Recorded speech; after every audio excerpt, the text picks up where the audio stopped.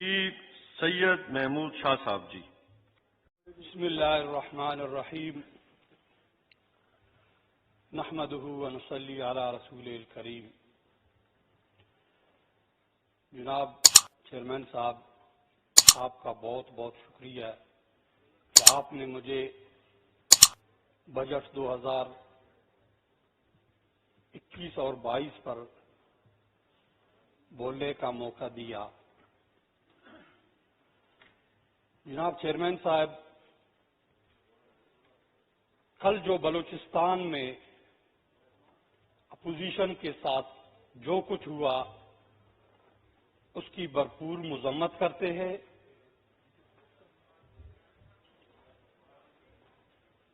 بلوچستان حکومت نے اپوزیشن کے ساتھ زیادتی کی، وہ انتہائی قابل مذمت عمل ہے۔ جب بچوں سے غلطی ہو جائے تو وہ شکایت بڑوں کے پاس لے جاتے ہیں، لیکن آپ نے دیکھا بڑوں کی غلطی جو اس ایوان میں کہ بجٹ کی کاپیوں سے ایک دوسرے کو مار رہے تھے، اور یہاں کہیں ارکان زخمی بھی ہو گئے۔ جناب چیئرمین صاحب، اتنی بڑی کتابوں سے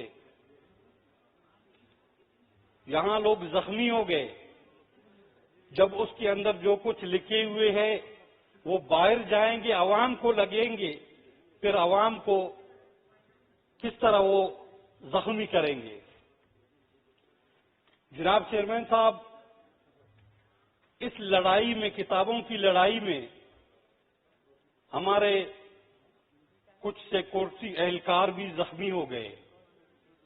پوری ایوان کو چاہیے کہ ان سے معذرت کرے اور معافی مانگے۔ جناب چیئرمین صاحب، حکومتی وزراء تو نہیں ہے، میری تقریر، میرے پوائنٹس کون نوٹ کریں گے جی؟ گیلری میں فائنانس کے کتنے لوگ بیٹھے ہیں؟ فائنانس اور ایف بی آر سے گیلری تو خالی نظر آ رہی ہے۔ نہیں، وہ انہوں نے ہاتھ کھڑا کیا ہے، وہ نوٹس لے رہے ہیں۔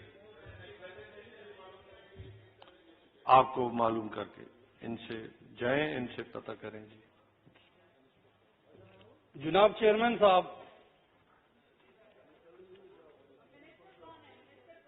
منسٹر تو کوئی نہیں ہے،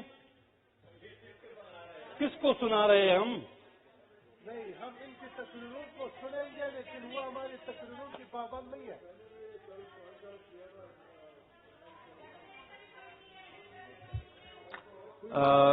شاہ صاحب نوٹ کر لیا، ابھی علی محمد خان ادھر ہی تھے، آ جاتے ہیں۔ آپ اپنی اسپیچ جاری رکھیں کیونکہ آپ کا ٹائم چل رہا ہے۔ جناب چیئرمین صاحب،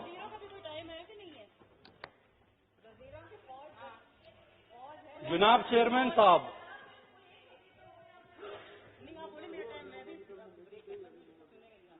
جب تک کوئی سنے نہیں تو پھر میں کیسے شروع کروں؟ شاہ صاحب، چھٹی کے دن آپ لوگوں کے لیے یہ اجلاس رکھا گیا ہے۔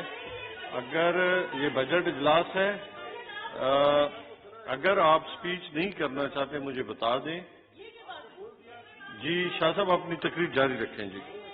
جناب چیئرمین صاحب، جی جناب چیئرمین صاحب، بہت بڑا بجٹ ہے، اس کے اوپر ہر ایک پوائنٹس پر بولنا اتنا ٹائم بھی آپ نہیں دیں گے۔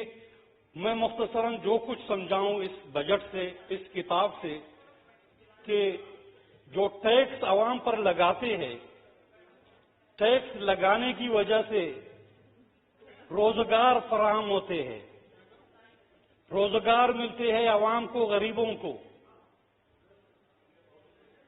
لیکن ان 3 سالوں میں 70 لاکھ لوگ بے روزگار ہو گئے۔ 2018 میں جو قیمتیں تھیں، 1-2 کی میں آپ کو مثال دیتا ہوں۔ چینی کی قیمتیں آپ دیکھ لیں، 52 रुपये थी उसकी कीमत, यानी 70 सालों में कीमत 52 रुपये, और 3 सालों में जितने टैक्सेस इसके ऊपर लगे वो 100 को भी क्रॉस कर गए। और जो आटा की कीमतें थी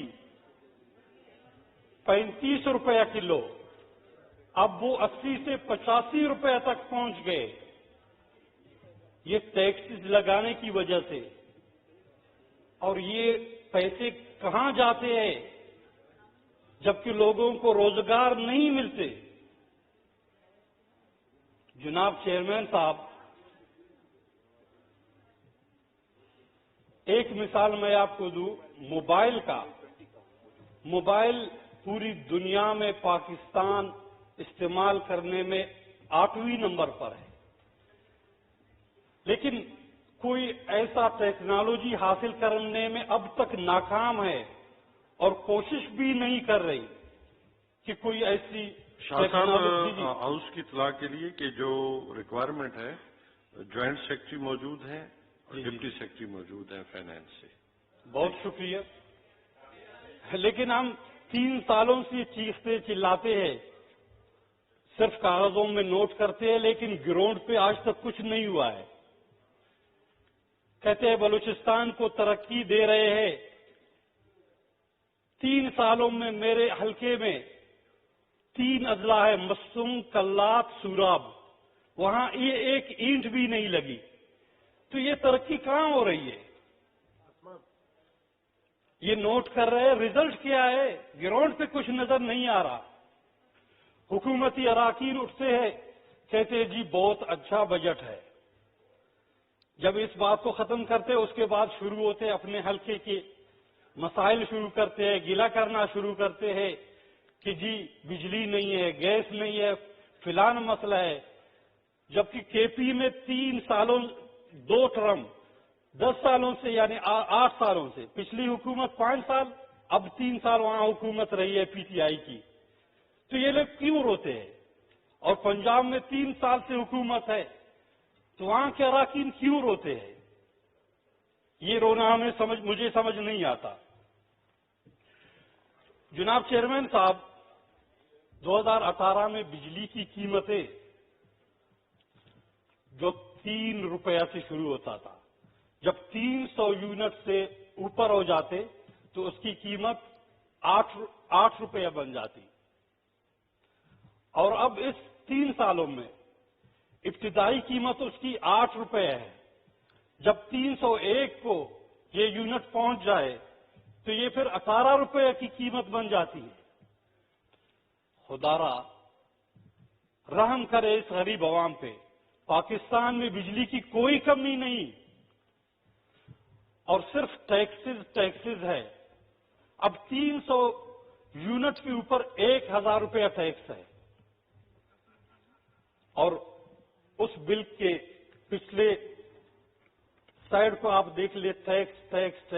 एक टैक्स है मस्जिद में भी टीवी का, यानी टीवी टैक्स है 100 रुपए है। अब वो मस्जिद को जो बिल जाता है उसमें भी वो दर्ज है। इनको अभी तक मालूम नहीं है कि किसी भी मस्जिद में टीवी नहीं लगी, वहां ये बिल क्यों बेचते हैं। इसका आप नोटिस ले और ये बिल से ये टैक्स खत्म कर दे। चेयरमैन साहब, आपने नोट कर लिया ये बात? नोट कर रहे हैं जी सब। जी। जी वाइंड अप प्लीज जी। जी अभी तो मैंने शुरू किया, आप पहले तो। जनाब चेयरमैन साहब, 2018 तक ये बिलों की जो रिकवरी होती थी 93% थी और अब ये कम हो गई है। ये रिकवरी 89% तक पहुंची है। इसकी वजह क्या है? ये टैक्सेस की भरमार है। बिजली की कीमतों को कम करे, लोड शेडिंग खत्म करे, देखे अवाम कैसे रिकवरी करेंगे और बिल देंगे। वाइंड अप प्लीज शाह साहब। जनाब चेयरमैन साहब, आप मुझे 2 मिनट दे दें। शाह साहब, आप अपने टाइम से अभी भी ज्यादा लेते हैं। जी नहीं 21 मिनट से तो मैंने शुरू किया था। ये अपना टाइम देखते रहे ना। जनाब चेयरमैन साहब, बलूचिस्तान को नजरअंदाज किया जा रहा है।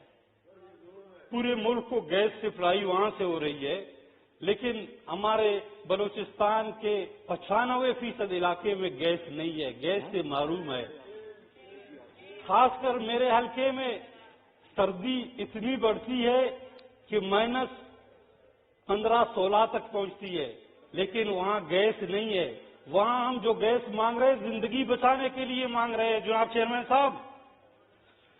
और हमारे रोड का हाल, चमन टू कराची, पहले साल सिर्फ एक मिनट, जब मैं पहले साल रोड के मुतालिक बात की कि ये शायरा बना दिया जाए, मुझे ये जवाब दिया गया कि 3 महीने में ये काम शुरू करेंगे। फिर दूसरे बजट में मैंने ये सवाल डाला कि भाई कराची का चमन ये शायरा शुरू की जाए, फिर मुझे बताया कि शुरू होने वाला है। अब 3 साल गुजर गए, खुदारा ये काम शुरू करे। Thank you ji, thank you ji. Wind up करें जी, वाइंड अप जी। एक मिनट जनाब चेयरमैन साहब, बलूचिस्तान में ज़राअत का तो बिल्कुल बुरा हाल ही है। मैंने अपने हल्के के लिए, अपने बलूचिस्तान के लिए कोल्ड स्टोरेज जो फ्रूट्स को वहां महफूज करने के लिए मुतालिबा किया था, लेकिन आज तक वो बनाया नहीं गया। तो ये जल्दी से जल्द बनाया जाए। और ग्रेड स्टेशन जो मस्तूम के इलाका एक ग्रेड स्टेशन का मुतालिबा किया था, वो भी अभी तक शुरू नहीं हुआ। और कल्लात के इलाके कपोतों में मैंने एक ग्रेड स्टेशन का मुतालिबा किया था और वहां भी कुछ नहीं हुआ। और वाशुक डिस्ट्रिक्ट है, उसका एक इलाका साजिद है, वहां पिछले साल जिलजिला हुआ था मोहतरम, वहां कई लोग वफात हो गए। एक मिनट, वहां कई लोग वफात हो गए थे, जख्मी हो गए थे और सैकड़ों मकान वहां गिर गए। मैं ये पूछना चाहता हूं कि वहां क्यों उनको संभाला नहीं गया, वहां उनके मकान तामीर क्यों नहीं किए गए, वहां क्यों उनके साथ भलाई का काम नहीं किया गया। जी मोहतरमा रुखसाना नवीद साहिब।